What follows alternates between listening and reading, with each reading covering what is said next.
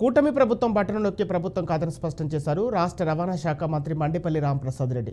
కడప జిల్లాలో జెడ్పీ సర్వసభ్య సమావేశం జరిగింది. ఏపీలో కూటమి ప్రభుత్వం కొలువుదీరిన తర్వాత జరిగిన ఈ సమావేశానికి ముఖ్య అతిథులుగా రాష్ట్ర రవాణా శాఖ మంత్రి మండిపల్లి రాంప్రసాద్ రెడ్డి, జిల్లా కలెక్టర్, జాయింట్ కలెక్టర్ హాజరయ్యారు. ఈ సమావేశంలో కొత్తగా ఎన్నికైన మంత్రికి ఎంపీ, ఎమ్మెల్యేలను జిల్లా కలెక్టర్ శివశంకర్ సన్మానించారు. కూటమి ప్రభుత్వం రైతుల పక్షపాతి అని మంత్రి రాంప్రసాద్ రెడ్డి కొనియాడారు. రైతుల గురించి గత ప్రభుత్వం ఏనాడు పట్టించుకున్న పాపాన పోలేదని ఆరోపించారు. తమ ప్రభుత్వం రైతుల కొరకు అన్ని రకాల సదుపాయాలు కల్పించేలా చర్యలు తీసుకుంటుందని రాష్ట్ర రవాణా శాఖ మంత్రి హామీ ఇచ్చారు.